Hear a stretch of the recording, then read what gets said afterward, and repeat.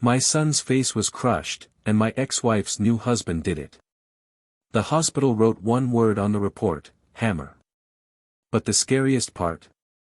He wasn't scared, he was proud. UFC fighter. Undefeated. Famous. Untouchable. And when I asked the police for help, my ex-wife whispered, "Please, don't ruin our lives." That's when I realized, nobody was coming to save my kid. So I made sure the right people showed up.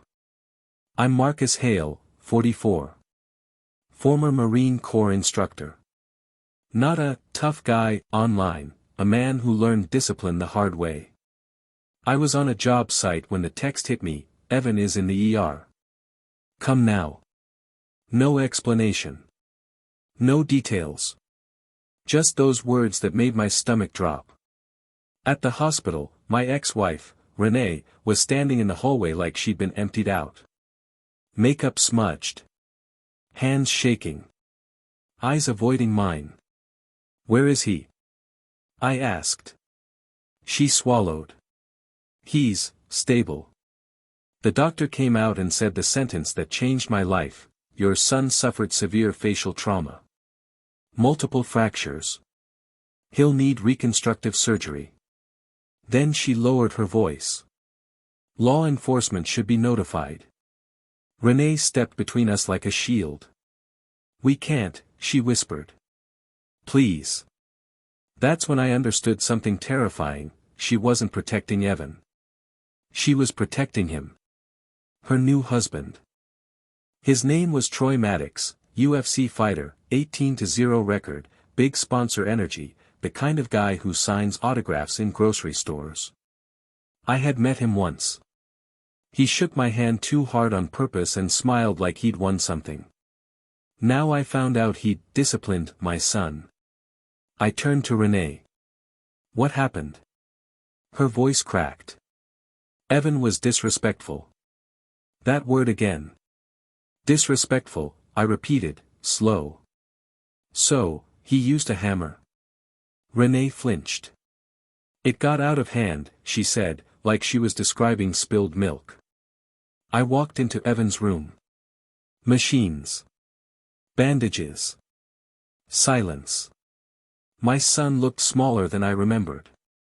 And I hated myself for every weekend I missed, every moment I told myself, he's okay with his mom. I sat beside him and held his hand. "I'm here," I said. His eyelids fluttered. "Dad," that was it. That one word. I leaned in. "You're safe now. I promise." He tried to speak again, and it came out broken. He said, "I needed to learn my place." My jaw locked. "What did you say to him?" Evan's eyes filled with tears. "I asked if I could have dinner with you. He didn't like it." Outside the room, Renee grabbed my arm. "Marcus, listen, Troy has a fight coming up. Sponsors. Contracts. If this becomes public, we lose everything." I stared at her. "Evan is everything." She whispered, "He didn't mean it." I didn't yell. I didn't explode. Because anger makes men stupid. And I couldn't afford to be stupid. I said one thing. "Where is he?" Renee hesitated. "At his gym." "Of course." I went home and opened my laptop like a man preparing for war, quietly. I pulled every public piece of information I could find: his training schedule, his gym's layout, his sponsorships, his public posts, and there it was. A story posted the same night Evan was in the ER. Troy, laughing into the camera, captioned, "Some kids need discipline." My hands went cold. Then I did the smartest thing I've done in my life. I called a friend I hadn't spoken to in years. Not a drinking buddy. Not a, "my cousin knows somebody." A real one. His name was Daniel Crow, federal investigator. We served together overseas, different units, same mindset. He answered on the second ring. "Marcus?" I said, "My son is in the hospital." My ex-wife's husband did it. And she's covering for him. Silence. Then, send me everything. I didn't ask permission. I sent, screenshots, posts, dates, timestamps, hospital intake details. Daniel asked one question. Is he a public figure? UFC, I said. Another silence. Then he said, calm, good. That makes him sloppy. The next morning, I went to the gym. Not to rush him. Not to swing first. I sat across the street with coffee and watched.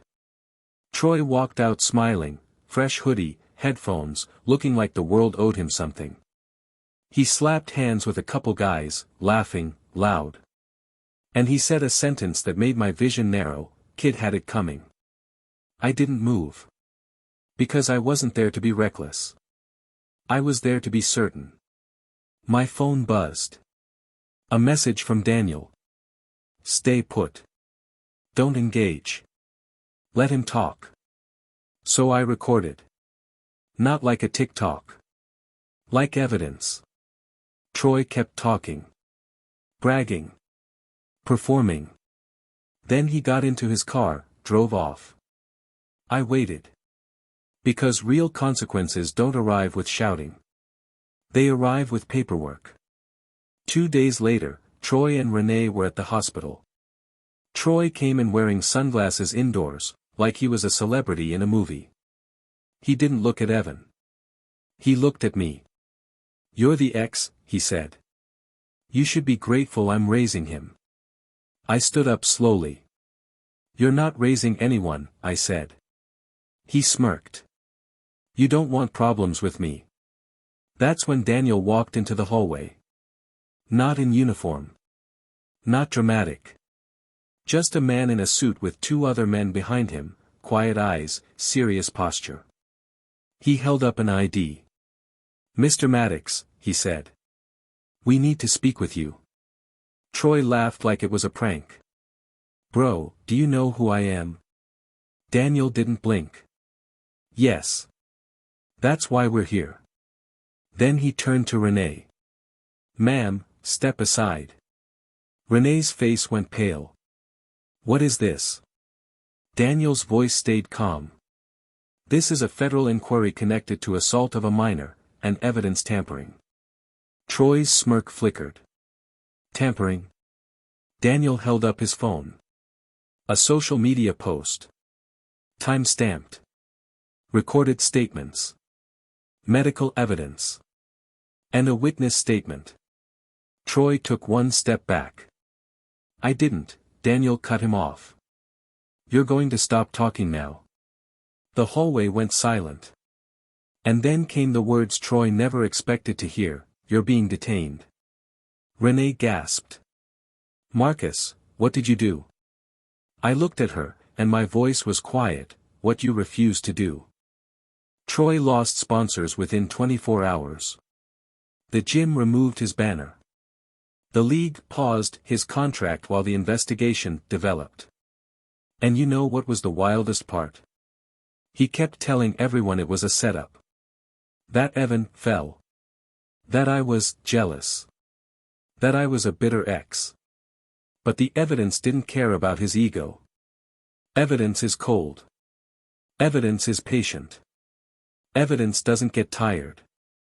A week later, Evan opened his eyes after surgery. He looked at me and whispered, Dad, is he gone? I swallowed hard. Yeah, buddy, I said. He's gone. And for the first time since the call, my chest loosened. Not because I wanted revenge. Because my son could finally breathe without fear. Some people think being a real man means throwing the first punch. But I learned something different, real power isn't loud. It's precise. And the most dangerous father isn't the one who screams. It's the one who stays calm, and makes the right call. Now tell me the truth, if you were me, would you have trusted the system, or handled it your way?